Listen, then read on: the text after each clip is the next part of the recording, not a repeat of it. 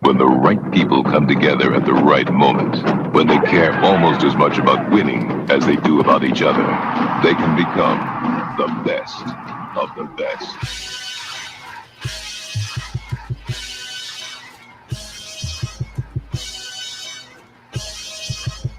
Welcome to the best soccer show, the best soccer show in the whole world. Here we go! It's the best soccer show. Jason Davis, Jared DuBois, live following a U.S. victory 5-1 over Panama in Orlando, Florida. The United States men's national team is not officially qualified for the World Cup later this year. But, Jared, the only way they don't get there, and the only way they don't get to a playoff even, is by screwing the pooch royally in Costa Rica. We're good, right? We're good. This is like when you go to the bar and you turn 21 at midnight, but you go the night before and it's 10 p.m. and you're like, "Come on, guy! I'm gonna be 21 in 2 hours.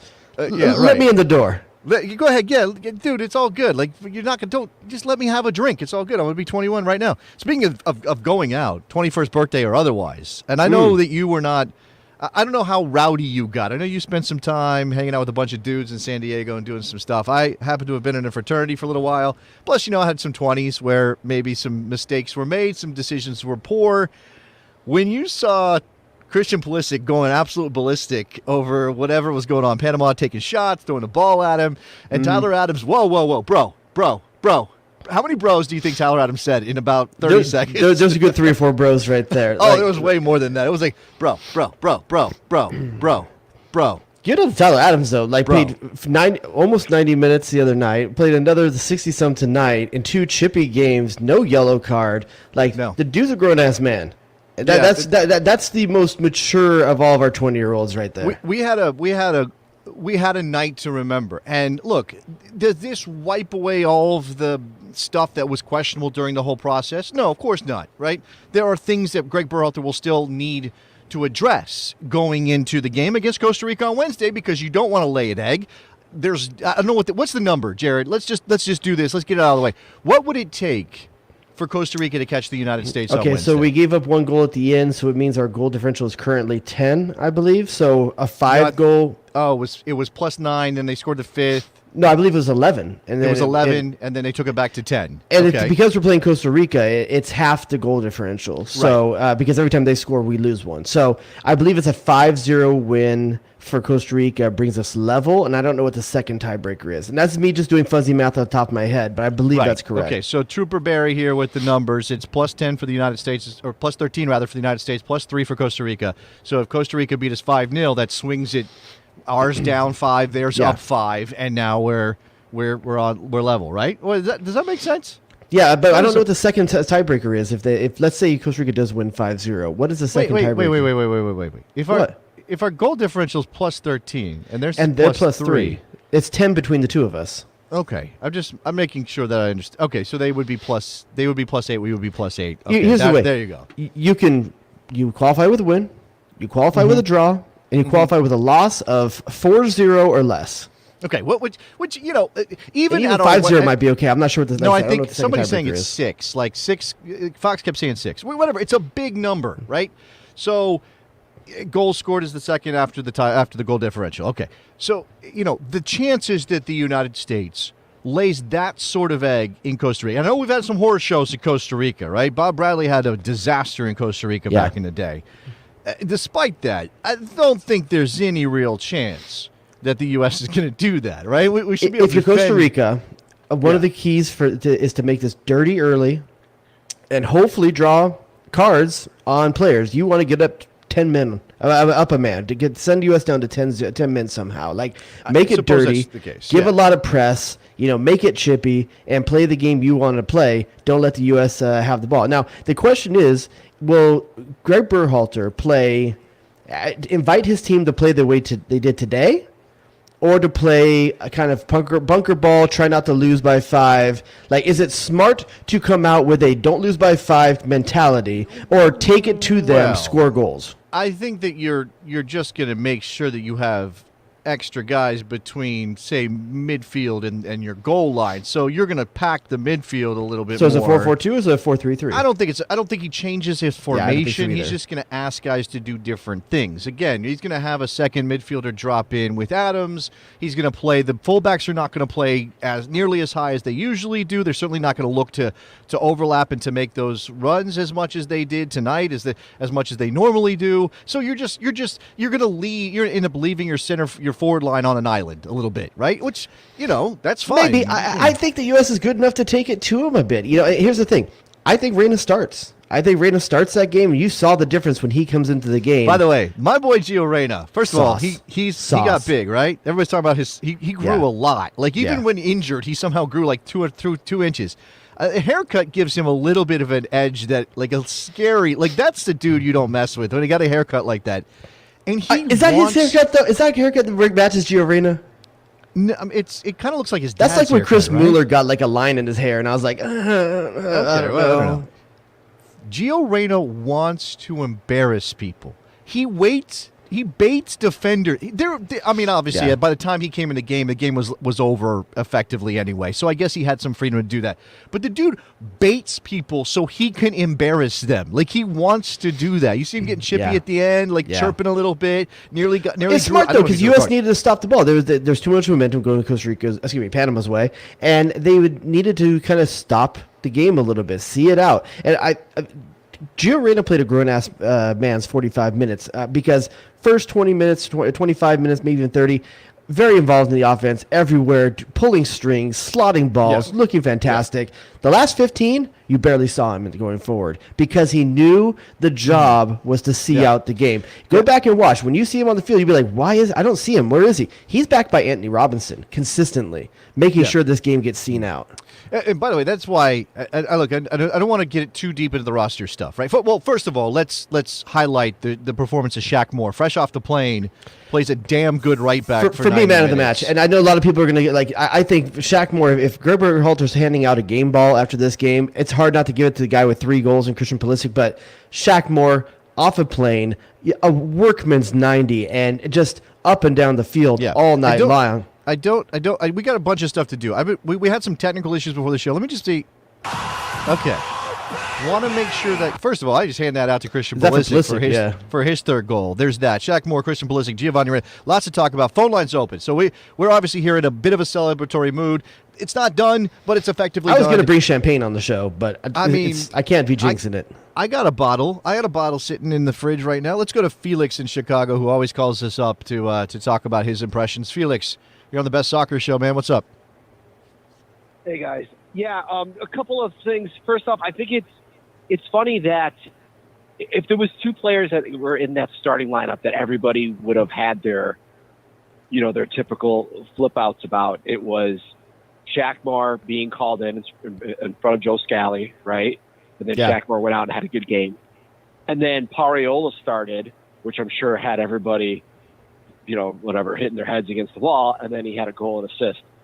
So I think the first point I wanted to make wasn't like trying to troll people about anything like that, because that's stupid, but how sometimes we have to understand the goal is to qualify, and sometimes it's just about playing certain players who are able to do a job, right? And even though if it's someone we don't rate, if they can perform a role, and the way Panama likes to play, Panama likes to push their fullbacks up to create chances, so that means there's going to be space behind those fullbacks. So you're going to want a true winger out there who's going to want to take advantage of that space. And I love Reyna and Pulisic as much as everybody else, but that's not necessarily their game. So it's great to have a Giovanna Reyna in your back pocket that you can drop in when you need to, whether in the midfield or higher up, if the game needed that. And then you can put one of your wingers out there to take advantage of that space that Panama's going to leave. So that was kind of one of the first point I wanted to make. And then Felix, one thing I want to be careful, a parallel that we're making. I've seen it made in the chat a few times now too. Shaq Moore gets called in, has a great game. So, people talk about Scally and we bring in Shaq Moore. It's not necessarily Is there something you want to say, Jason? No, I'm with you. I'm following you along. I'm about to agree with you. I know you're doing sign language on the screen. I don't know what you're doing.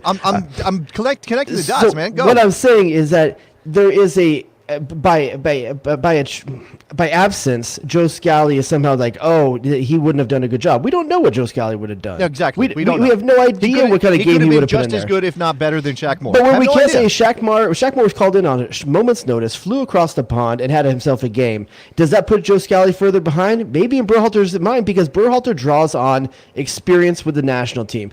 One of the things he talked about and why Shaq Moore's pulled up, because he played in the Gold Cup, and he did well in the Gold Cup. The argument about Joe Scally isn't should Joe Scally have been called now, because again Berhalter knew something about Shaq Moore.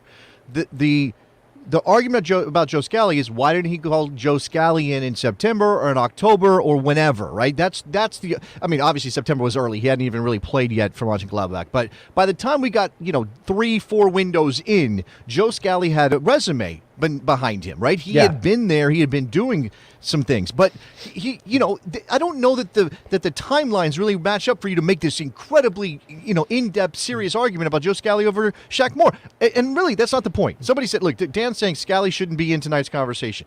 Look, that's not a slight to Joe Scally. That's Shaq Moore did what he was asked to do when he came in to replace Reggie Cannon, who would have played in that game if he wasn't COVID-19 ineligible, and DeAndre Yedlin, who would have started probably at least 2 out of the 3 games if he was healthy. We're talking about a guy laid down the bench. There's a part of the conversation that has to start happening, too, about at this point, everybody out there thinks they can coach this team better than Berhalter.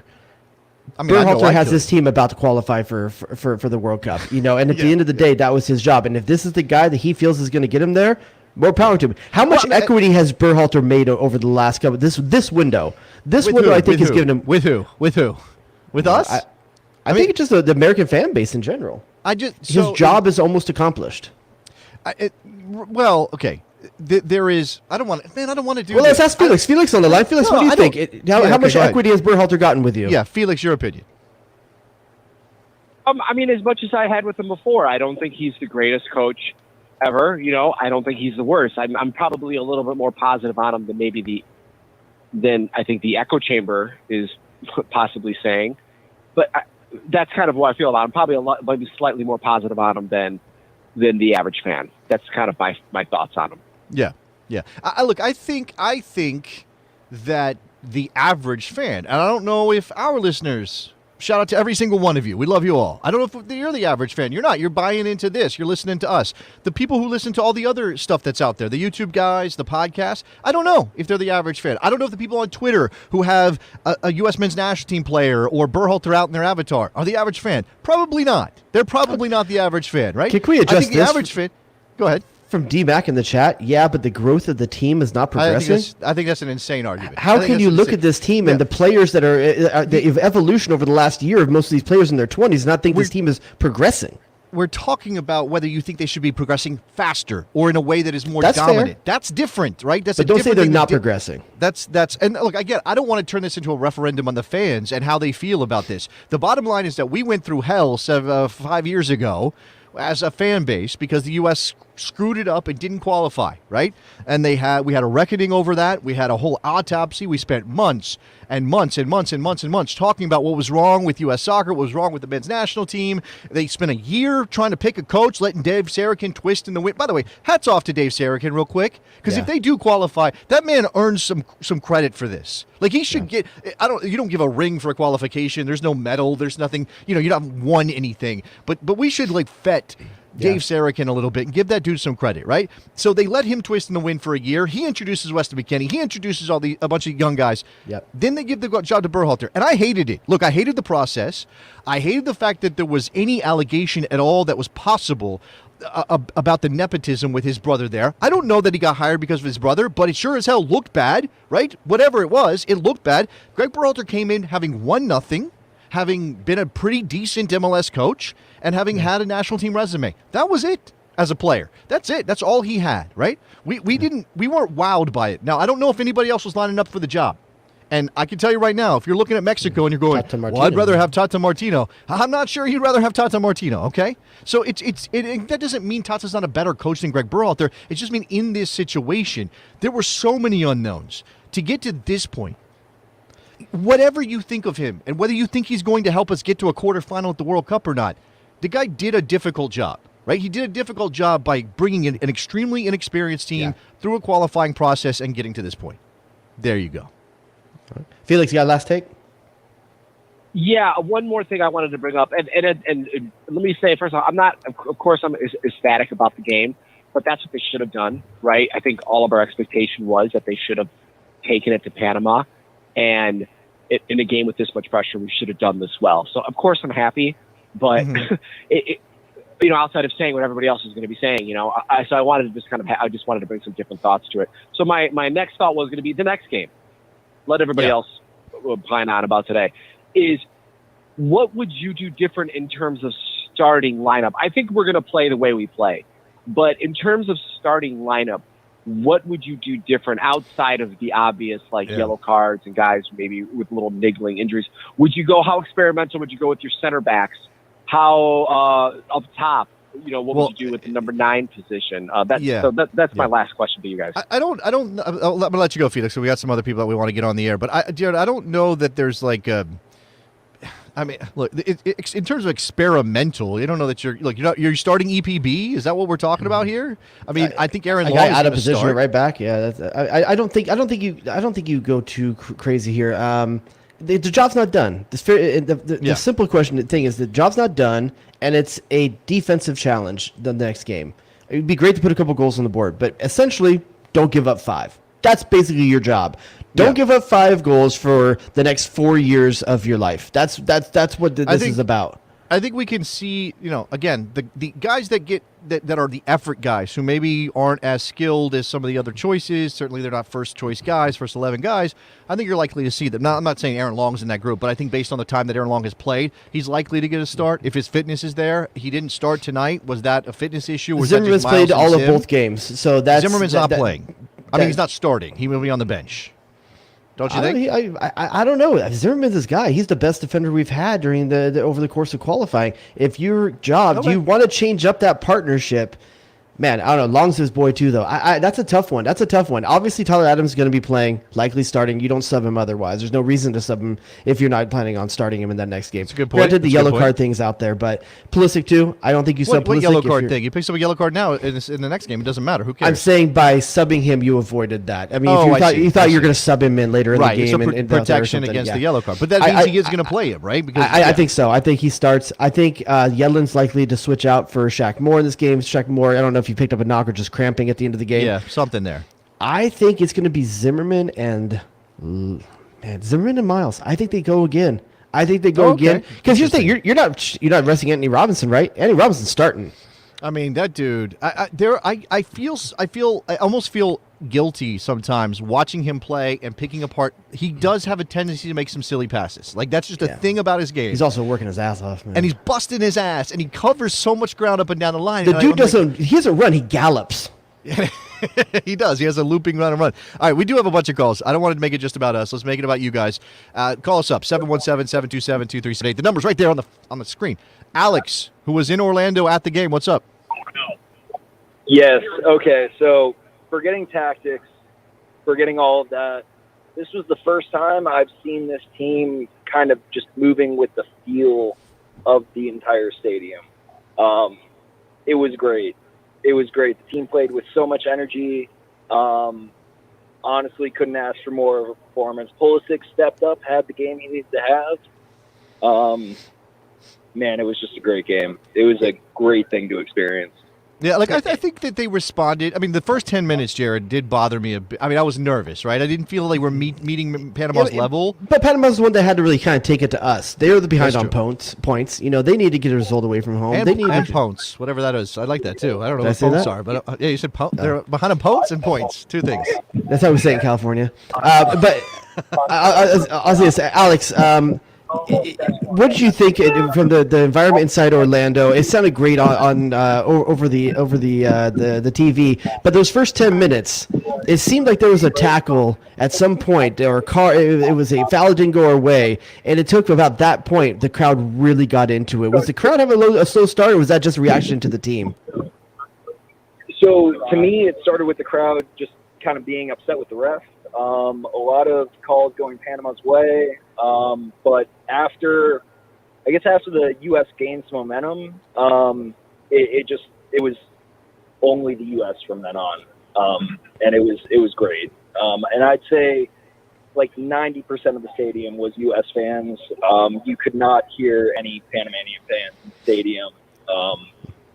So Orlando is definitely a home for the men's national team moving forward, I would say. I mean, against Panama it is, because now they're a combined 9-1 in terms of the score line against Panama in Orlando.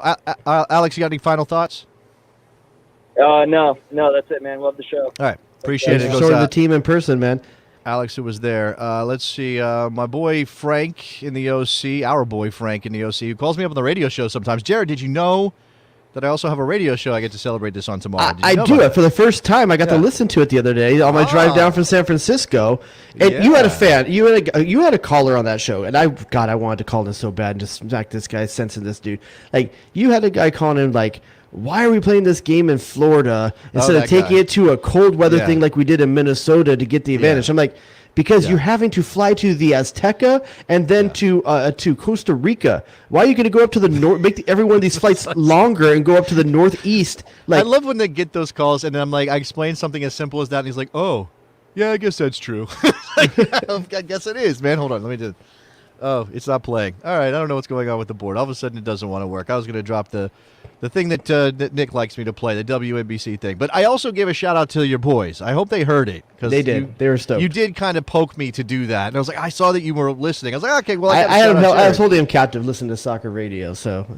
Yeah, of course. They didn't want to be there. All right, Frank, what's up, man? What is up, you guys? Super happy that the team won. But there's one thing that's bugging me ever since I saw it. Yeah, it's about one specific person.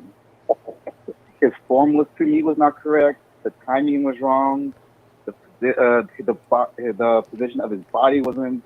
Hold on, stop for a second. Right. Stop for a second. Frank, stop for a second. It is the elephant in the room. Okay? Stop for a second, Frank. Stop. Because I want to ask Jared if you can guess who he's talking about, because I think I know who he's talking about. Man, I know who he's talking about. I don't know. I remember thinking anyone was poor poor out there unless you're talking about one of the subs. No, he's talking about Zach Steffen. You're talking about Zach Steffen, Oh, Frank? God, yes. No. No! I am talking about Christian Pulisic trying to do the freaking worm. Did not execute it. Look, okay. That was the widest worm I've seen. The dude got destroyed trying to do the gritty. He gets destroyed trying to do the worm. He's just out there having fun with his boys. Like, everybody, look, first of all, no one's making you dance. I don't know a lot of white people who are willing to try to put themselves out there and dance in the first place. Certainly not when I was his age going out with the boys. We didn't, I was out there. I was on the dance floor, but I would get the judgment of my friends who didn't even bother trying and then go, you look dumb. No, I look like I'm trying. You look dumb standing over there. I give the man credit. He's not a good dancer. He's no Charlie Davies. He's not a good dancer.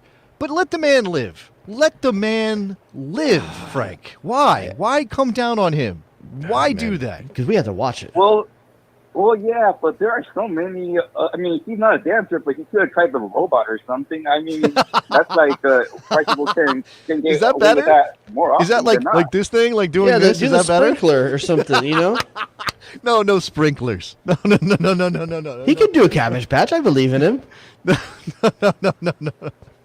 You know, at this point, because he's done so many bad dances, he should like meme himself and just do the Carlton or something next time he scores. There is at least something he can do. Nice. Like, look, I don't know what side of TikTok you end up on, Jared. I know you watch a lot of stuff. My algorithm is giving me like the home improvement thing. A lot of but also spouses farting. That's what a little my bit of TikTok dancing is. happens in mine. I get a little bit of the spouse comedy, but there's one TikTok out there. It's just some African dude, and he's like, "This is how you dance when you go to an African party," and he's just like bouncing his leg. Just bounce it, bounce your leg. That's all he does. Bounce your leg. If he did that, like just did like this and bounce his leg, everybody would go crazy because it's all over TikTok right now, and he wouldn't have to actually coordinate anything. Just put your leg What up kind of and down. TikTok is doing the worm, dude?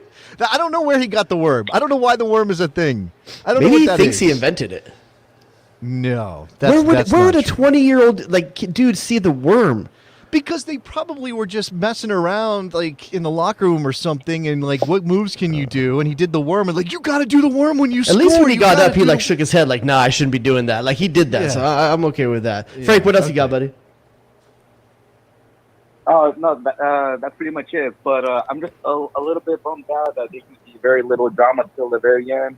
But honestly, as long as the U.S. is in the World Cup, I'm good. So let's go. Okay, thanks for the call, Frank. I think Mr. Soup and Sausage has gotten something together for us here. So there it is. We saw somebody in the chat say this too a couple minutes ago. All right, for the people listening on the podcast, it's a tweet from Matt Doyle said, and this is the exact things that need to happen for the U.S. U.S. men's national team needs to win, draw, or lose by 5-0 or less to advance directly to the World Cup. A forfeit is a 3-0 loss. Just saying. So even if they didn't show, they would qualify? Yeah, man. Come on, right? We're never gonna. That's not.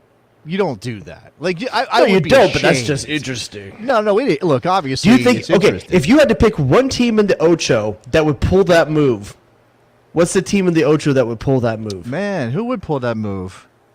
Man, I don't. Man, I want to say. Obviously, Honduras was eliminated so long ago. I don't know. I don't think anybody would do that. I don't think anybody would do that. I hope not. I mean, I could imagine, like, if Jamaica pissed off their players enough because they weren't paying them like they're supposed to, which has happened, their players choosing not to play as a boycott or a protest, a strike, and then Jamaica having to do that. But no. Mexico would. I don't think Mexico wouldn't. By the way, Mexico win. Is it over? Where are they at? Is it? They finished that out, right? 1-0 Last I saw, over. they were winning. I'm not sure. Honduras. It but is also only worth one pointing goal out. against Honduras. Yeah. Let's take that down. It's worth pointing out, and I've had a couple. We've seen a couple of chat messages about this too. Let's go ahead. Let's applaud Canada. Congratulations to Canada for qualifying for the World Cup. I mean, I'm happy about it. You don't want to get. I don't want to qualify first. Is there a way we can get first still? I'm not sure what the points are right now. Can we get first somehow? At it, man. What was their result today? I'm still scarred by the last cycle. Why would I care about first at this point? What was their result today? They won. They won 4-0. So they're on 31 then? Yeah, we can't. No, they're on 28 now. Oh, 28? We were on 22. They were on 25. Now they're on 28. We could catch them if we beat Canada Costa beat us Rica. at something, dude. If they lose on the final day, and they have, again, they're already qualified. So if they lose on the final day, it is possible for us to catch them. But I don't know. I don't know what the scoreline swing would need to be. So they played Panama. We'd have to win by at least 5. Yeah, they got goal differential on us. Yeah. Oh yeah. They're at plus 17, and we're at plus 13. All right, boys, you have your mission. And they would have They would have to lose to Panama, who just got wrecked by us at home. It's going to have no reason. I mean, in the U.S., right, you touched on this. You touched on this. Can we just talk about this real quick before we get to another caller? Steffen's a mess. Zach Steffen's a mess, dude. Yeah. And here's the thing. You and I have always talked about this. There's something about when the ball's at his feet, and I figured it out today why I can't stand when the ball's at his feet. Because I think he, in his mind, says, I'm going to wait till the absolute last minute I can get rid of this just to show you I can. I don't need that from a keeper. Yeah. I don't need you to hold that extra half second to let the guy think. It's like he's flossing on him a bit, Oh, I can wait this extra half second, dude. You can't. You're not as good as you think you are. He acts like he's the best goalkeeper with distribution in the world, right? He doesn't have bad games. Sometimes he has good games. Right? There's one he distributed well against Mexico. I'd have to go back and look. I don't remember. Wait, he have one bad moment in that game? I guarantee you he did. I think he had one bad moment that nearly ended up in a goal. You remember early in Berhalter's Zimmerman? Yeah. You remember early in Berhalter's tenure, we were struggling to play a ball to the back a lot, and how often he was exposed because the team wasn't comfortable doing it yet. I mean, the team. If you don't think the U.S. national team has been progressed, watch those first Berhalter games where we could not play the ball out of the back against the teams we should have been able to. Yeah. The team has progressed in these last couple of years, but Zach Steffen is just so, not. He's so lackadaisical. He gives you he's no so confidence. nonchalant. I do think he's pretty good. I just think that he gets in his head that he's going to show people. Like, I think he wants to be an outfield player, right? In his head, he wants to be the one who breaks people down, who leaves defenders behind. He wants to do that, and he can't do that. So what is he going to do? I'm going to wait until the last second, and I'm going to make you miss, and then I'm going to hit, a 40-yard ball on a dime. But then he makes the player miss most of the time, and then he hits a 40-yard ball, and it goes to the other team. And I'm like, what the hell? All right, let's go. I mean, he dropped a cross today. There was a lot of things that just didn't look right. He did not look comfortable. Let's go to Jeff from LA. Jeff, you're on the Best Soccer Show, man. What's up? Boys, girls, and Jared. I don't know why that was. How do we find ourselves? How do we find ourselves this evening? A result away from Qatar. We feel near. We're almost. Jared, what was your thing? Was like it's 10 p.m. on the night before your 21st. The day before your 21st birthday, and you go to the bar, club. Let me in the club. You go to the bouncer and you say, "Look, I'm going to be 21 in 2 hours. Let me in." It's kind of that. There's something else here too. I'm not sure exactly what it is. I got to figure out the analogy. But Jeff, what do you got? How do you feel? You know what, boys? This is the deal, okay? We have never been in this position before, okay? We, as a fan base, I use that term very loosely, are on the precipice of what we see as the golden era of United States men's soccer. Would you agree? Sure, yeah. Sure, yeah. Okay, now let me tell you something, Jared. Jared, I've told you on Twitter, and I've told everyone who will listen on Twitter, there is no reason that this quote-unquote fan base needs to continue to split hairs and find every nuance under the sun about Gregg Berhalter. It needs to stop, and it needs to stop now. Okay?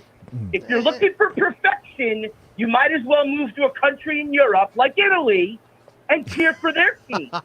If you're looking for perfection, you should move to Colombia, who's not going to qualify for the 2022 World Cup, and cheer for their team.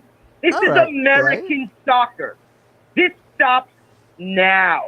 Okay, well, let's the take splitting, the belly aching. Jeff, he didn't call in this guy. He didn't call in that guy. Okay.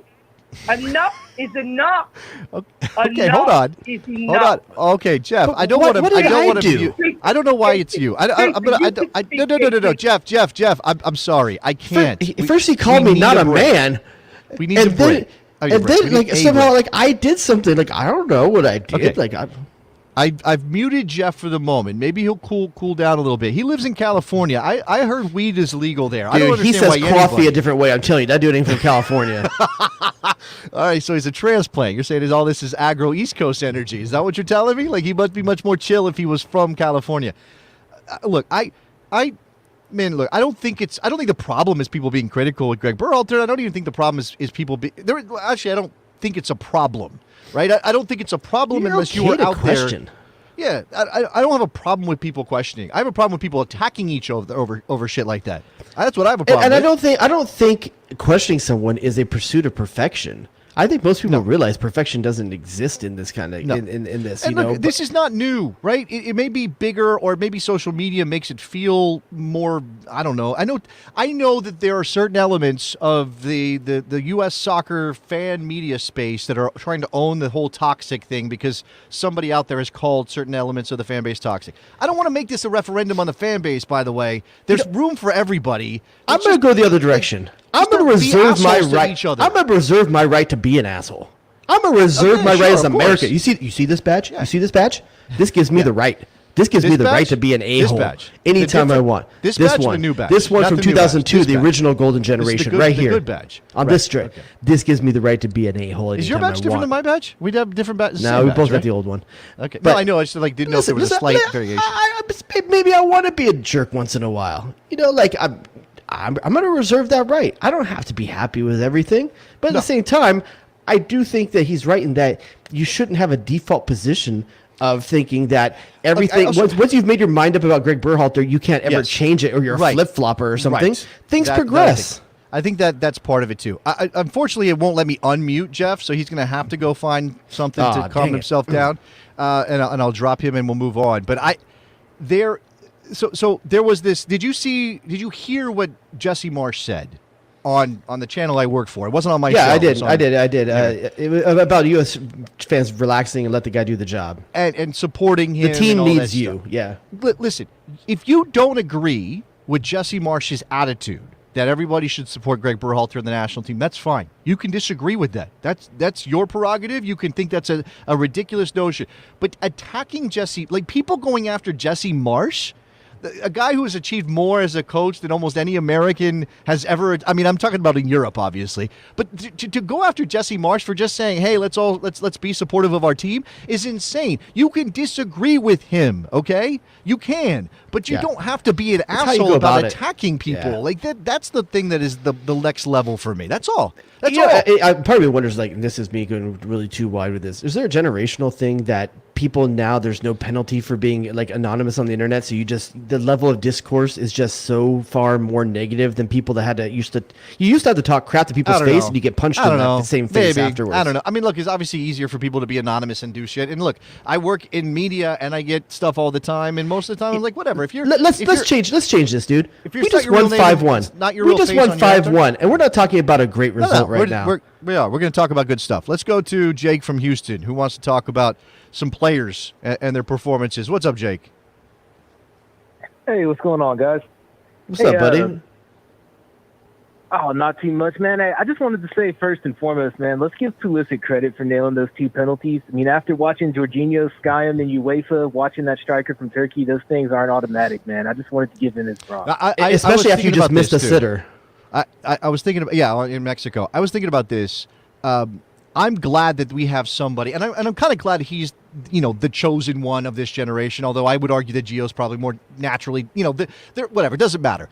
Christian Pulisic has been carrying this load from the last cycle, too, of the guy, and for him to be our best penalty kick taker and for him to fire these home against Mexico in this game, I think he's perfect, right? Didn't they mention he's perfect for the national team? 5 for 5 now, I believe. 5 for 5 now? I mean, that's still a fairly small sample size, but to have it be him the way it was landing, I like that. I don't know, it makes me feel better about something. I don't know why. It's just that's the most Landonist thing that I think any player has, is that in Pulisic and taking penalties. What I really wish we would develop next, and maybe Gio's this guy, I'm not sure, a true set-piece shooter. That's something that I really struggle with. I think Kellen Costa can do it sometimes, but he's not going to be in every game. Christian Pulisic's service tonight on set pieces was vastly better. I don't know what happened. Vastly better than it's been for maybe he realizes that people have been talking about taking the job from him, and Giovanna Reyna coming in, that's the guy people are looking at for the guy that wants to take set pieces. Yeah. All right, Jake, look, penalties are not the hardest thing in the world, but you do need somebody who's confident to step up and take them, and I think that was good. What else you got? Yeah, man, I was just wondering, watching Gio's resurgence now, what do y'all think about between the attacking 8 and the right winger? I mean, we've got Weah, we got Musa, we got Gio. Brendan Aronson already feels like a tough guy to bench. Who do you think's the guy that draws short stick in Qatar? Well, I think it depends on the matchup. It depends on a lot of things. But I would say, Jared, I am ready to see, Pulisic and center forward is still a question. Ferreira was good tonight, he scored. And then Weah on the other side. So Pulisic and Weah bracketing a center forward. And then Reyna in the midfield with Weston McKennie. I want to see how that works. So now, you're saying that means Musa sits? Not saying I don't think Musa should play or that he's not. I just don't know that we should lock in on this is our 11. But that is what we're saying. Weah or Musa, one of those guys has to sit to get McKennie and Reyna into this lineup. Yeah, I don't. So there's also the possibility that Timothy Weah will, and I know he's been good and he's had moments, and he is our best 1v1 attacking player on the wing by miles. But I think maybe you're going to see Reyna sort of bounce between those two positions when he's healthy and available. And it might depend on the opponent, right? And it might depend on what you're asking, who the right back is. If it's Serginho Dest? For me, you sit Musa. I think you sit Musa because Weah is still, I think, the best suited player for Gregg Berhalter's stretch the defense mentality. And think about the time, 3 times tonight, I can think of when Gio Reyna slotted a split ball. right to a runner, and imagine if Weah's on the end of that, Yeah. There were a couple of times I was like, no, that was a great, almost inch perfect in terms of weight too. Yeah. Just fantastic. All right, Jake, anything else? I mean, man, if our nines don't pick it up, can you see Weah getting a shot at the nine so we can accommodate everybody? Man, he's so much better in space, though. Here's the problem. Here's the problem, though. How many friendlies do you think the U.S. is going to have between now and Qatar? 6? They got 5? Nations League too, though, right? Is there Nation League games this summer? Is that a thing? I don't know. Honestly, look, I've been so focused on just getting through the qualifying process. But either way, what do you think? Like. 6 games between now and Qatar? They'll probably do a 3 games window right beforehand. So, do you have enough games to they would have to workshop? Squeeze them in quickly. By the way, Do you have enough games to workshop Weah into a new position at the 9 versus give minutes and invest in Ferreira, Pepe, Pifak, or someone like that? Maybe even who knows, DK if he gets back. I don't know. Like it's a lot. I think if Berhalter's style is to stick with what he knows and what he's been doing, and I think that means Tim Weah is a winger.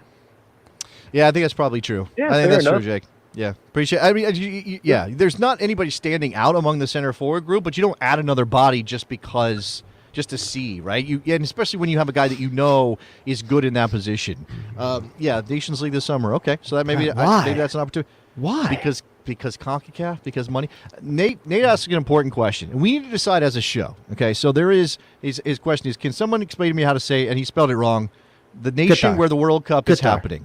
So I've been told, you've been told, right, the proper way to say it, the closer to, we're not going to get the accent right, but the closest is like Qatar or Qatar, right? Qatar, right? Qatar. But we see it as Americans and we say Qatar, right? Look, we're going to Qatar. Can I vent on this guys? nation? I'm feeling passionate about this Nation League thing for a second. Oh, sorry. Yeah. Why are we going to play Nations League this summer? Which that means that we're going to be playing other CONCACAF teams. Hold on, let me get Mike Tagliani on the phone. What's up, dude? Why are we seriously, doing dude? Like, why are we shoehorning ourselves to play CONCACAF teams that we've just been playing or lower, instead of getting friendlies against World Cup quality opponents? Because they're doing Nations League too, dude. And it's stupid. I don't understand the value of Nations League. What do you mean you don't understand the value of Nations League? I don't get any of that, so I don't understand the value. Okay, well, you do understand it. You just don't. You're not getting a piece. Give me a cut. Give me a cut. Speaking of the World Cup, and again, not done. Very close. Ty from Jersey. You're on the Best Soccer Show. What's up?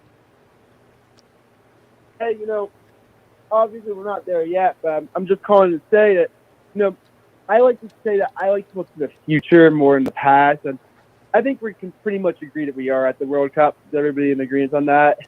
Yeah, it would be it would be a monumental collapse, worse than Trinidad and Tobago. I still have flashbacks, and my brain, and I know it's much different. It's in terms of the goal differential, it's almost impossible, and we are guaranteed a playoff spot. Like even if we lose to Costa Rica by enough to turn the deficit over, we still get to go play New Zealand probably in a playoff, which isn't a guarantee, but is pretty strong. So yes, go ahead. We're in the World Cup.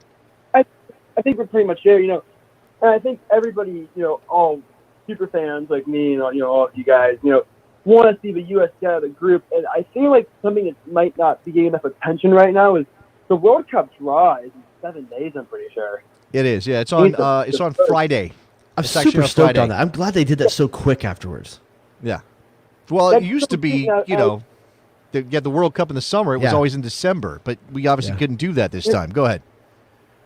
I was just saying, I think that the U.S. wins over Mexico this summer are very actually undervalued because they're actually going to put us in a position to be in pot B of the draw. I mean, we're gonna avoid some stronger European opposition. I'm pretty sure on that. That's and pot. It's pot 2, but yeah, go ahead. Yeah, I'm also pretty sure. I'm not positive on this. I'm just doing the math in my head. It's a lot of math. I'm a college student, so I just did the math, and I'm pretty sure a win over Costa Rica in Costa Rica, by maybe 2. This is a big if. I think Portugal would have to lose. Put them in the pot A as well. I don't think their world rankings can be high enough to do that. I don't know what the math, because there's only so high they can go in the rankings. But yeah. So they're 11 right now with the win over Panama. Uh-huh. So I'm not Maybe sure. if they had beat Mexico away, we're talking about that. But I don't know if there's going to be enough algorithm to make that happen. Enough algorithm. Yeah. Give me some more. I need some more algorithm. Please, sir, I have some more algorithm. I'm on reserves. I think it's going to end up being pot 2. Yeah, it's going to end up being this pot is 2. a dream right here. Wesley's got the dream in the chat. Pot 2 with Cutter. That would be the one. Is this a thing now? You guys are using the U? It's not spelled with a U. The chat has decided that it's spelled with a U. I just wanted to call in and say I think how major it is that being in that pot 2, that I don't think a U.S. team has been that high in a pot in a very long time. So I just wanted to call in and say how major it's going to be, I feel like, to be getting a decent group to get out of, hopefully, and maybe, who knows.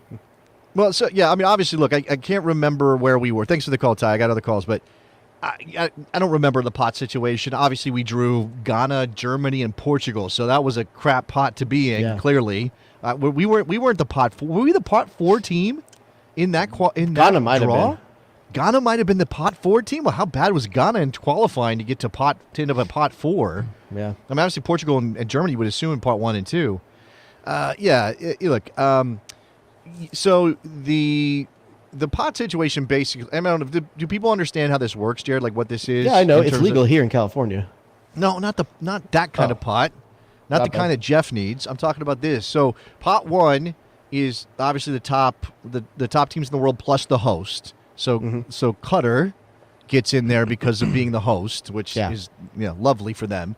Pot 2 would be the next batch of teams in the world rankings.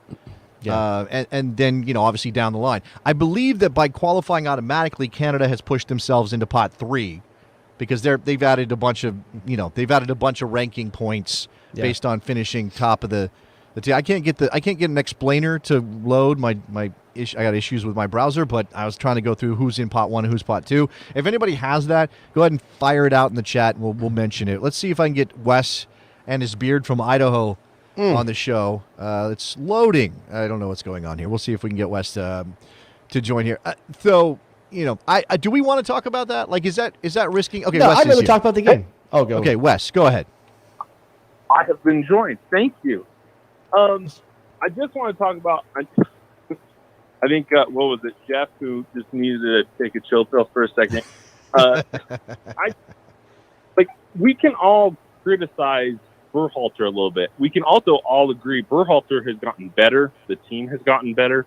Everything's gotten a little bit better and better, and you can get better. I mean, there's really only maybe 4 managers in the world that I can think of that, hey, we probably shouldn't question their decision. And Berhalter is not one of those 4. Let's be 100% honest. So it's how you do it. He is doing much, much better than the beginning. Mm-hmm. Yeah, we agree with this. It's how you do it. Yeah, exactly. And I just don't. There's been a lot of talk on the Twitter, which isn't real, but people think it is, about the toxic fan, and you can't question things. And I just think that's insane.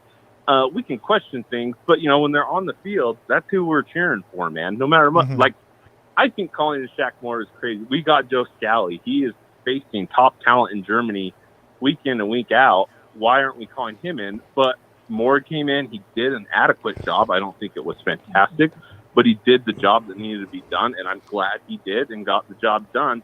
But those are things we can criticize. Let's just not be crazy about it. But Wes, you're undervaluing how much the tutelage of Phil Neville is putting on DeAndre Yedlin in MLS. Okay. Week in, week out, he's getting exposed to that high level of.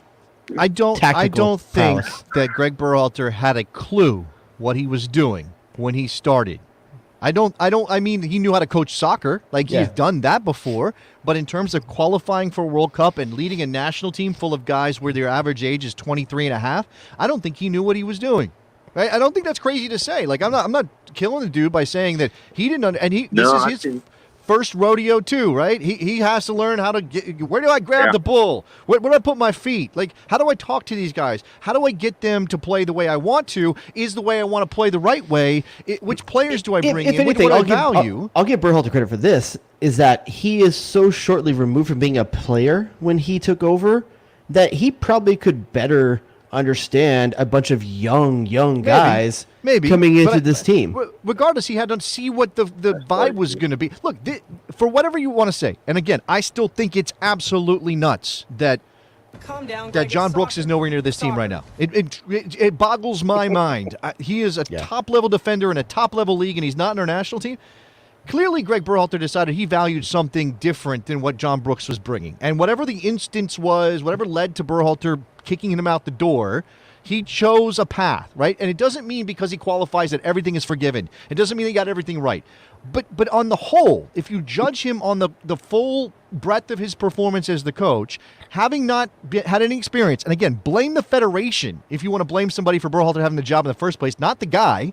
He has grown. And I think the Mexico game showed me a lot because we had been talking on this show, on my radio show, whatever. Berhalter overcomplicates everything. He overthinks everything. Yep. He wanted, somebody mentioned it in the chat. He wanted to take Tyler Adams and use him as a right back who pulled into midfield on the ball. Like, we're going nuts over this stuff. Yeah, and then but friendlies before World Cup qualifying is when you're supposed to try stuff anyway. How do you know it works if you don't try it a little bit? Okay, maybe. But he got to that first window. He rotated heavily against Panama. We lost that game in Panama. He did all these things where he was overthinking. He got to that Mexico game, and everybody was talking about like, oh, do you play a B team and save these guys for Panama because Panama's the one you really got to win? And he said, screw it. I'm playing the best team I got available. I don't have Weston McKennie. I don't have Serginho Dest, but I got these guys. I got Christian Pulisic. I got Timothy Weah. I'm playing the best team Tyler I got. Adams. Huge. And he went out there, and look, they didn't win the game, but they sure as hell could have, and they won tonight 5-1 with basically the same guys in the team. Like, come on. What are we doing here? And what you're saying right there, I think, encompasses exactly how Gregg Berhalter has grown. Just two more things real quick. I think it was Jared, you put out a tweet saying that I think Brooks was driving the car when McKennie left the hotel. That might be part of it. I'm going with that conspiracy theory. No. By the way, Brooks wasn't driving the car. If you're going to tweet me, let's do it. If you're going to quote me, let's do it right. John Brooks smuggled him out. Joe Scally was driving the car. That's why he's not bringing around it. That's why they're not there. Joe Scally, who was in Germany, was driving the car, right? Yeah. He called the Uber. That makes perfect sense to that. That's the perfect conspiracy theory. Wes, you got anything else? Luca Della Torre Luca Della Torre is filthy, and we got to finish those passes. They're silky smooth, and he's looking good. And I just want to keep seeing that coming. So you guys have a good night. I'll be surprised. I'll be surprised if Luca Della Torre isn't in the starting lineup if Reyna is playing winger. You could put Weah up at the winger and bring Reyna and put Weah up at the wide position and put Reyna in the midfield. If you do that, Della Torre is probably going to sit. But let's just pause for a second and remember what we're talking about here is the depth that we thought we had is actually coming to fruition, right? And again, there may have been some hiccups along the way. Some of these guys might not have been brought along when we thought they should have been brought along.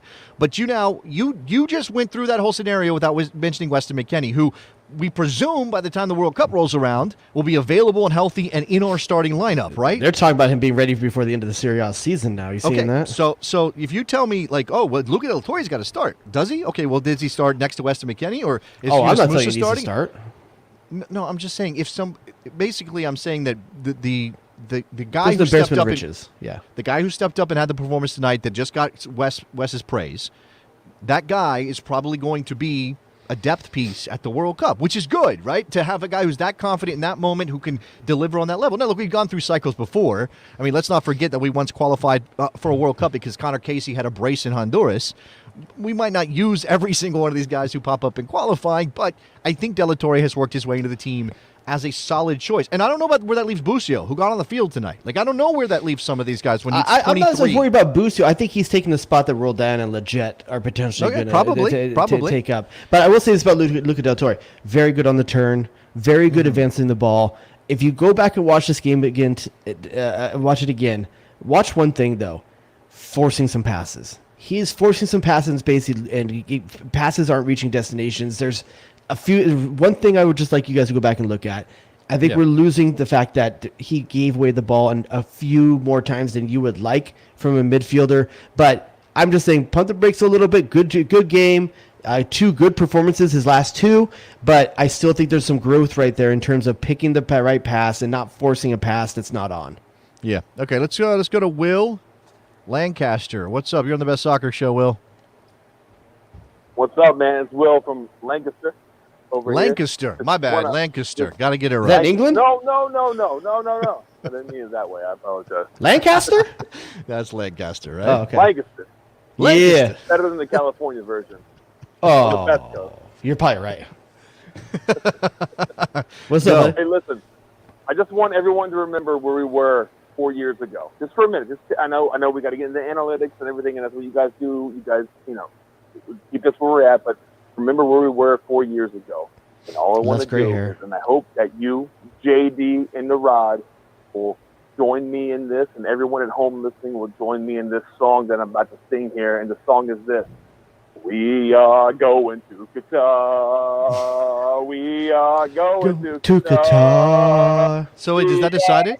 We can't sing that song with Cutter. We are going to Qatar. Wait, hold on. I want to join you, my man. I want to join you, but there's a part of me that believes in jinx.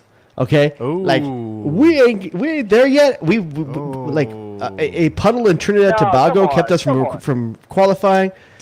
Did a puddle stop us from qualifying? I saw they had to get carried across it, but I don't know. It wasn't Omar I hear you on Gonzalez. that. And listen, I was really nervous in singing this song and saying to call you guys and sing this song. I was nervous about that, thinking about that. Like, am I jinxing it? And the whole week I was thinking of this.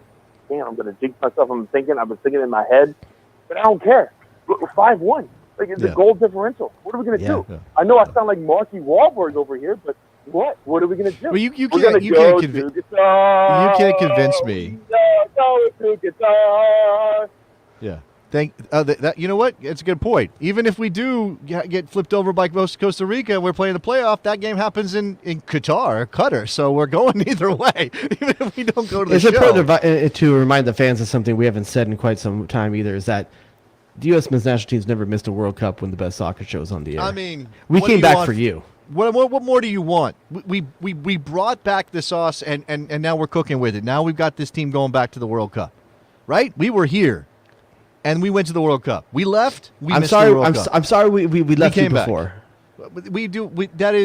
We're sharing that responsibility, right? It's like when the parents break up, you don't really say it's her fault or his fault. Standing next to Omar Gonzalez, so I still think he should take the hit. But I just mean for us, like leaving, like we're sharing that responsibility, you and me together, like parents who divorce and then don't blame the other one because we're trying to save the kids' emotions. Like we're trying not to make the kids feel like. Okay. Anyway, it got deep. How about we let somebody else celebrate for a second? How about we let our old friend Vince from Toronto celebrate on the show? Dirty Vince, Canadian. I say congratulations, Vince. Jared doesn't want to give it up. What's up, man? I'm good, fellas. Water tasting a little fresher. How's the weed up in Canada? A little bit sweeter. I don't know. You guys told me how to feel because you guys are used to this. Like I don't know what to do with my hands. You know what I mean? Like we're coming to that first place spot, baby. We're gonna win 6-0. And we're gonna get it. We're gonna take it from you. Since we just mentioned the fact that the United States never missed a World Cup while we were doing a show, and we go back, it's 11, nearly 11. It'll be 11 years that we started the show. I mean, we weren't continuous, but 11 years since we started the show. I think Vince has been listening to us for pretty much the entirety of that 11 years. And, of course, he was calling in as a Canadian soccer fan. And we would talk some MLS, and he would talk about Toronto FC when they showed up in the league and everything. But there was always that thing lingering over Canadian Mike soccer. Mike from Philly. We've got a couple of guys that have gone the whole way, Yeah. But I'm saying what Vince did was Vince was staying, faithful, waiting for this day to come. Yeah, and then Jonathan David and Alphonso Davies and Tajon Buchanan, who scored today. I don't know. Everybody scored today. Kyle Larin. They showed up, and now they're going to the World Cup. Vince used to have to call in and talk about how we got Teal Bunbury. That's how old he is. That's right. That's right, Vince. Oh, man. Yeah, no, I know the first night I called in was the 2014 cycle, and Costa Rica had beaten the U.S. in San Jose. I don't know if I'm putting something out there into the world right now, but no, man, yeah. Like I started following. First off, like understand, I became a fan of soccer following the U.S. and following Landon Donovan, and Landon Donovan is up there for me for one of my favorite players. So he's part also Canadian for that. That's so, right. There you go. That works, but yeah, man, I watched 8-1 in Honduras and San Pedro Sula, and like, you know, you don't even know how to like process that when you're so close. And you know, even when Canada was at the top of this Ocho and we're doing well or winning games, it's still in the back of your head where you're like, this isn't supposed to happen. You know, the house of cards is going to come crumbling down, but it just never did. And you know, here we are, and yeah, no, man, it's been wonderful. John Herdman is freaking miracle worker. You know, and listen, like I just watched the U.S. you know beat down Panama like they owed the money, and you know I'm excited, man. I'm excited to be there with you guys next year in Qatar, just celebrating. I love 2014. I love following you guys during that World Cup because that was such a fun World Cup for the United States. But now I get to kind of be there with you guys, cheering on Canada. So yeah, no. And like, you know what, Vince? Just thank you guys for taking me in, the lone Canadian. You know, just trying to fit in in the world of downplay. The world this of is like, CONCACAF soccer. This is like Aubrey showing up and going, "Thanks for letting me in, guys," and then it turns out he's Drake the whole time. Like this is. I don't understand any of what you just said. Okay, Vince will. This is kind of like the transformation has happened. He's gone from the geeky girl with glasses, and now they've had the makeover. Jared, you'll understand that one. Now I get you. No, she's all that. Okay, I'm ready. I'm in. Canada just got sheet. I'll say this though, Vince. I'll say this. We're letting the feels flow a little bit right here, and I appreciate the honesty you're doing. You're talking about following the U.S. team in World Cups prior, and I think I speak for a lot of American fans, and for a long time, everyone talks about America's second team is England, America's second team is Brazil, or Germany. America's second team at this World Cup is going to be Canada. I don't think you're going to find many American fans that aren't going to be rooting for Canada when they're watching as a neutral in the World Cup. If we go out, I want Canada to go as far as possible. Like that's my goal. You know, like that's my second team at this. As long as you don't beat us. Want Canada to have an amazing time at the World Cup. And like this is what I was just thinking about, like, you know, we had a World Cup coming in 94 and we made the World Cup before that, right? We made the 90 World Cup, Magic, Paul Caligiuri in Port of Spain and all that. We weren't ready for that World Cup. That was a bunch of college kids who really had no business being in Italy, and they got their butts. I mean, it was an ugly World Cup back then anyway, but they got their butts handed to them. That's not going to be Canada at the World Cup. It's not. I mean, and I know you went in '86 and you've been there before, but this is obviously feels like a reboot of the Canadian soccer, you know, culture. And to go to a World Cup before the one that's going to be coming to North America, when you're automatically qualified, most likely, that's huge. I mean, it means that they're going to be set up to do even something bigger in 2026. You know, do you think what percentage of the American fan base do you think would switch John Herdman for Gregg Berhalter right now? That's a good question. About 30%, maybe 35%. Vince, do you think John Herdman, Doctor, because you've watched a lot of Canada, is he tactically smart, or is he extremely pragmatic about how he approaches game plans? They love playing for him. He's got them bought in. That's for sure. He's what I feel and what he's done is he just knows the game plan. He knows how to explain it to everyone. And he has a plan A, B, and C, and he will use all three of them in the game. We go back three to back four, you know, Davies on the right, Davies on the left, Davies up top. And everybody's bought in, everybody knows how to use it. I'll tell you right now, if Herdman was coaching the United States, I would be very scared of that team because of how much he'd be able to motivate those guys and how he'd be able to get the best out of them, right? We all talk about Pulisic, his best position, being frustrated with him. I think it was on the left wing. Herdman would figure out how to get him to be his best person on the left wing and then throw him out on the right because he knows he can do that too.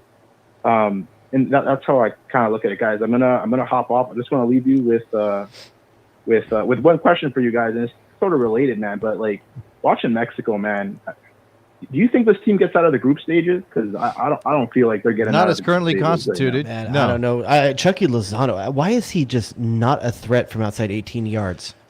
I think I'm going to let you go, Vince. I got one more call I want to get to, and we're like close to wrapping this thing up. I think that Mexico has kind of always been more bark than bite in terms of their goal scoring, Jared. Like they've had teams that could score goals, right? And Chicharito Hernandez scored a bunch of goals for them, and they had talented players. You go back another generation, Jared Borghetti and guys like that. They had goal scorers, but they kind of always do this thing where they make all the passes, they put in the dangerous cross, they play the cutback, ball doesn't go in the net.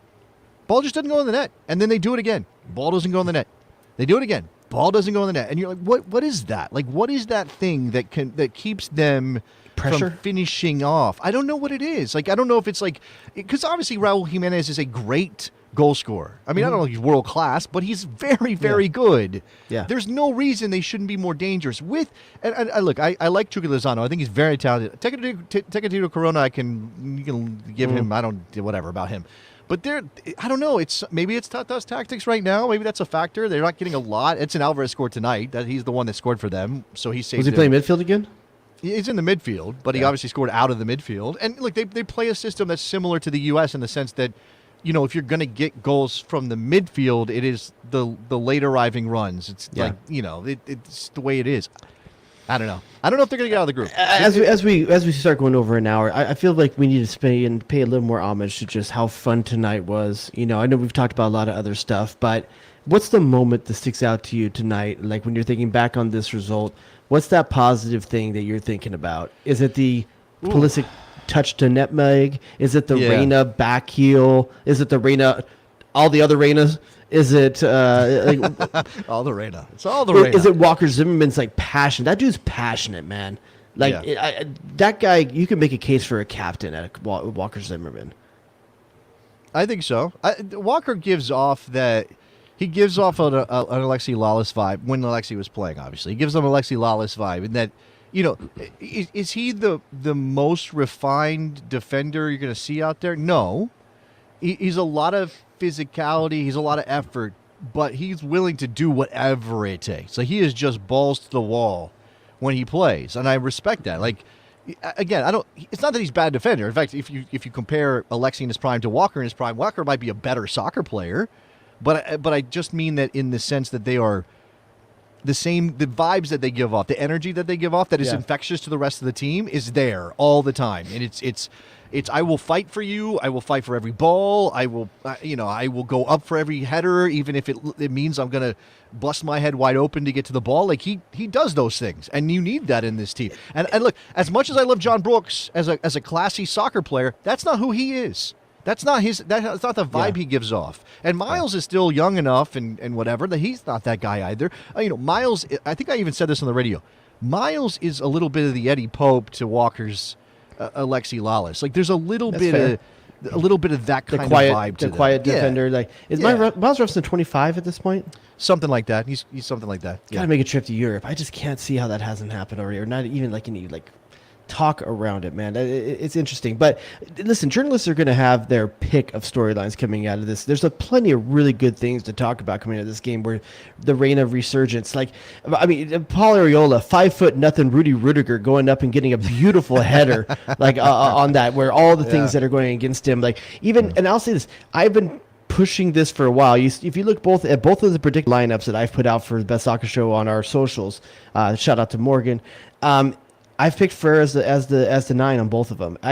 This team is better when he's playing the 9. That Ferreira himself is not more dangerous, right? But the team is better when he's in there. It's a level of interchange that he provides that you don't get off those bigger guys. Get used to it, guys, because you've got to start thinking differently. Like this may not be a big, tall number 9 team. I think. I mean, maybe not. So. Without Weah tonight, Areola instead of Weah, I don't know. Areola is not the most skilled player on the ball. I think that's part of the reason people don't always want to see him in this team. Obviously, Pulisic is. If you get Reyna out there, those guys want to play in combination. That's what they want to do. And if you have a center forward who can find space in the channels to play them in, 100% they want to do that. That's what they want to do. They want to play in combination. They want to slip guys in. Obviously you're going to find space out wide by playing those combinations too, and then you get fullbacks hitting crosses, and if they're accurate, that's danger too. So listen, I'm a fan of Ferrer. I think that's the direction to go as we approach. Can I ask you to hold that thought? Yeah, because there is one more caller waiting for us. Okay, Harry from New York, and he wants to talk strikers. So this is a perfect way to get him in. Harry, what's up, Ed? Hey guys, great show. I just want to say I'm thrilled. I'm happy. I know this is kind of like a nervous question to ask, wondering what we're going to do. But I just want your thoughts on that revolving door number 9. And there's a lot of guys there. Do you feel that Berhalter either didn't give anyone enough of a shot or left someone in too long? Well, you mentioned it, Jared. Like, DK is probably going to get one more crack at this, right? When he's healthy, if he's scoring goals in England, assuming he's showing some form. I mean, listen, it could be Ricardo Pepe's job if Osberg starts playing him and he scores goals. Yeah. It could be any of these guys' job if they start scoring goals and show form overseas. PFOC, I don't know if he's going to make that unless he makes a move. Okay, so before Harry comes back in, do you think? Look, I don't want to hold one bad moment against a guy. Yeah, and obviously Berhalter hesitated on PFOC even when he was in form. You know, lots of arguments about how good the Swiss league is. Do you think PFOC really is legitimately a candidate for that? I mean, after maybe it's not just the Mexico miss, maybe it's a lot of things. I just don't think he doesn't have the whole bag of tricks, right? I think PFOC kind of is a one or two trick pony, and that means that, you know, Berhalter may not gravitate towards him. It's why he gravitates towards Ferreira, even if Ferreira's not the threat in the far air. More dynamic. He is more than just stretch a back line. He actually Ferreira doesn't stretch a back line that much at all, to be honest with you. But no. Pepe will. Pepe stretches a back line. PFOC finds space to try to get an opportunity, and that's what he did. He just didn't finish it. Ferreira moves the offense around, and I think that helps Pulisic. That helps Weah more than just giving a target in the box. You know, I think that this offense doesn't need just a target in the box. It needs someone to free people up. And this is an underrated part too. That if you're going to press, and you're going to press from the front, you need a guy who can press. You know, that's what Pepe does, and that's why Pepe keeps getting shots. I'll tell you that. That's one of the things that Berhalter likes about Pepe is that he presses. He works his butt off. And if you be honest, Ricardo Pepe had a bum deal against Mexico. Can you think of one opportunity that the guy had? I can't. No. He freed up Weah for the Christian Pulisic miss. Yeah. You know, so he had things that he participated in. It also wasn't a game where that he was going to be called on to do much. So I think that there's going to be room for Pepe and Ferreira in this group. It's then who's the I don't know if the big body guy is the right way to think about it, but I think if DK's in form, I think I like DK better than PFOC, so maybe DK gets a chance. But if we're talking about who's starting, Harry, I have no idea who's starting, and I don't. And again, it may be matchup based. It might be matchup based. We're talking about he wants to. You guys haven't mentioned Sargent. He was one of the leading candidates. I don't think Sargent's going to be a center forward right now until he's playing center forward again. I just don't think. I think Berhalter has seen what he's done and said, okay, that's great, but I need you to do something different. What do you think about Josh Sargent? He presses the way Berhalter wants to press. That's probably one of the reasons he moves the way he wants Ferreira to move. Like, Josh Sargent is doing elements of what those two guys are doing. Yeah. He is just toothless in front of goal. You know, and say what you will, but I think when he wants when he's playing an opponent where he wants to press, Pepe might get that job. When he wants the offense to run at its highest form, Ferreira might get that job. I don't know that it's going to be a set. It may be matchup based all the way through the World Cup. Look, we're not counting all our chickens on the qualifying for the World Cup because it's not technically done. But we're also definitely not imagining, and I already put this up on the screen once. I'll do it again. Wesley saying that Jesus Ferreira and Falarin Balogun will be our strikers at the World Cup. Falarin Balogun has to declare for the United States first. Like, he has to be cap-tied. It has to, or not cap-tied, but he has to actually choose to play for the U.S. and file his switch and all those things. And Ben Bender's going to be starting as well. Like, right, exactly. I don't have a favorite, but just really quick. You know, Berhalter really stood by PFOC in the last game, and I just think instead of doing lip service, maybe give him another shot right away, just to prove the confidence that he has in him. Things like that. I just think there's a little bit too much of a revolving door. But hopefully it works out. Someone grabs the job. The problem is obviously that if you appreciate the call, Harry. The problem is that you if what Harry's saying is right, that there's a revolving door, and you kind of need to settle at least on a core group of 3-4 guys, maybe. If their form drops off with their club teams or they're not playing, now do you leave them in that core group and continue to give them an opportunity, or do you say, okay, we'll swap them out? Berhalter loves familiarity. All right, so in that case, as of right now, and with one game left in qualifying, and obviously Nations League and whatever friendlies are coming up to warm up for the World Cup, if that happens, who's in your group that you want to see Berhalter run through to try to figure out who the guy's supposed to be, or what kind of weapon? I mean, again, it's like Jesus Ferreira is a paring knife, and Jordan Pefok is a big old chef's knife, whatever it is. Like, what do we got here that you would want? You're talking about in the games between now and the World Cup, or you're talking this last game this window? No, not the last game of the window. I'm talking about I the World Cup. I think you need to see consistent starting minutes with Jesus, because what we're going to get to see. Everything we've seen about Berhalter in this entire World Cup qualifying campaign has been under the shroud of 3-game windows, except for one. That's true. So you don't know how much of this is just it's attrition. Can guys go again? Do they have 90 in them? Are they on a knock? Can you play them that many minutes? He may know exactly who he wants, and we'll see that in the time between, because this is the guy I want. I just can't have him play 180 minutes, or like 270? Wait, what's 9 times 3? Yeah, 270. He can't play 270 minutes in a week. Yeah. So, like, everything we're seeing is skewed from a data perspective. Can you believe that, and this is World Cup, and the next one's going to be different, but can you believe that when you get to the World Cup, you actually get more rests between games than you did when you were qualifying for the World Cup? I mean, that's wild. Because it was always... And you get air-conditioned stadiums. Well, apparently. They got, like, cloud systems or something. All right. I think that's all the vape. That's a solid damn show on the day the United States almost definitely qualified for the World Cup in 2022, right? Champagne's going to have to wait. We're good. We will bust it out. No, I had a question in the chat. Dan said, are we doing a show on Wednesday night? I don't think we're doing a show on Wednesday night because I think I may have professional obligations, unfortunately. Strip I will clubs check. open. I will check. We'll let you know if that's a thing. Make sure you follow us on Twitter at Bestie Soccer. Hit us up on Instagram at The Best Soccer Show.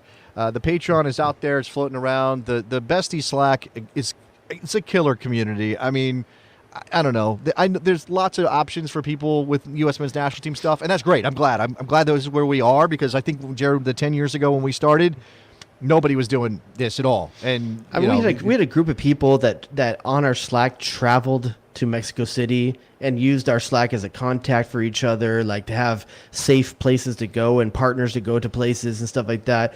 I mean, shout out to Freddie in Orlando hosting people. Look at a Bessie lives in Mexico City. Who was like giving everybody Rex. Shout out to Tom. Was like hooking everybody up with Rex. So we have a fantastic community over there. If you'd like to join it, and plus bonus shows come out over there, and it's just a great group of people. Shout out to them, because a lot of these guys have supported this team all the way through this campaign, traveling and everything like that. I mean, really, really good work by the besties over there. What we should commit to, Jared. I don't know how to make this happen. I'm actually going on vacation on Friday. So awards.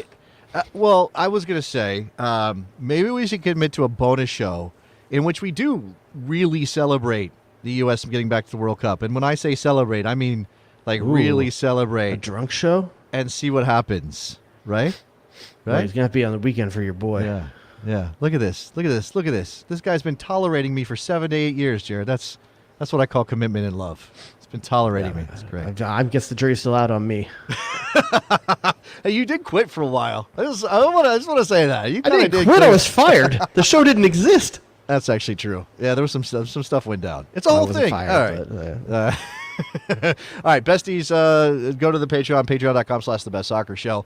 All the Twitter stuff, all that. Ratings and reviews, go leave us those as well. We'll hopefully get a bunch of those soon as we get closer. And look, man, if we get to take the ride from now to the World Cup in Qatar together, that'd be great. So join us for all of that. Anything else, Mr. DuBois? Does Mr. Super Nick, do you want to come on and just acknowledge what happened tonight and maybe give your thoughts? I know I didn't tell this story yet. But we jumped on the broadcast before we went live. Jared was out of the room because he doesn't watch in the same room where he broadcasts. Nick had stepped aside but was clearly in the same area, because when they gave up the set piece goal at the end, I heard him cursing, like dropping F-bombs, and I was like, dude, it's 5-1. It's okay. It's that okay. Could be the one goal. I wanted a clean sheet, man. I know the passion is deep with Mr. Soup and Sausage. Well, anyway, you've been here for the whole ride with us through this cycle, so we want to bring you on and thank you for everything that you've done. All those callers. Nick's talked to every single one of those callers, except for maybe one time when I think somebody else stepped in. But we've done a bunch of shows on some pretty dark shows, and I'm kind of glad that we're at this moment, right? It's just an honor to be here to talk to not just YouTube and Morgan, but the besties who call in. I mean, they make this show. I mean, the post game shows are what I really look forward to because this is where you get all that interaction. Everybody wants to talk about what has happened. You get that immediate, instant reaction, and so tonight was great. I mean, look, they're this close. I mean, that would be really something if. And I was just trying to think about this during the show. I don't think that Canada, the U.S., and Mexico have ever qualified for the same World Cup before, have they? No. So this would be a first. I think Canada's only World Cup was '86, and we didn't go to that one. Well, and Mexico hosted that one, correct? Hosted that one, yes. Yeah. So 3, the North American countries, potentially. Yeah. I mean. Yeah, ahead of the World Cup that we're all going to host North together. America. Is that how? Is that like SEC? CONCACAF. No, what's the trade organization? NAFTA. Does that exist? I thought they killed that off. It doesn't exist, right? I got somebody got mad about that. So drinking show should also be game show. Ooh. Like drinking and games. Yeah. But well, maybe we'll do that. Maybe we'll talk about that. Yes, Morgan does deserve a shout. I know, Jared, you already mentioned Morgan once, but thank you to Morgan Tensa for being part of this show too. She's in Orlando enjoying the festivities, I imagine. She hung out with, you know who she hung out with this morning, Jared? Did you see who she hung out heard. with? Is that JTT? OMFPG-13, it's JTT! She's hanging out with JTT this morning. Just breaking eggs with JTT in the morning. There you go. All right, that's it. We're going to get out of here. Thank you very much for listening, guys, and we'll talk to you next time. Next week, maybe? We'll see.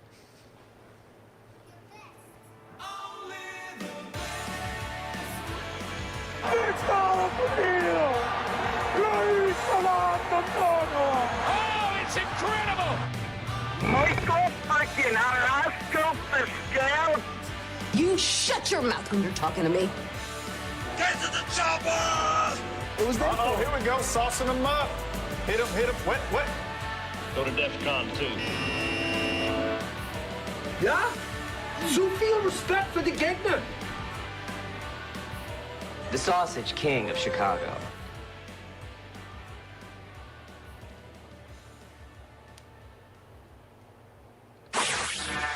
Jay Rodius.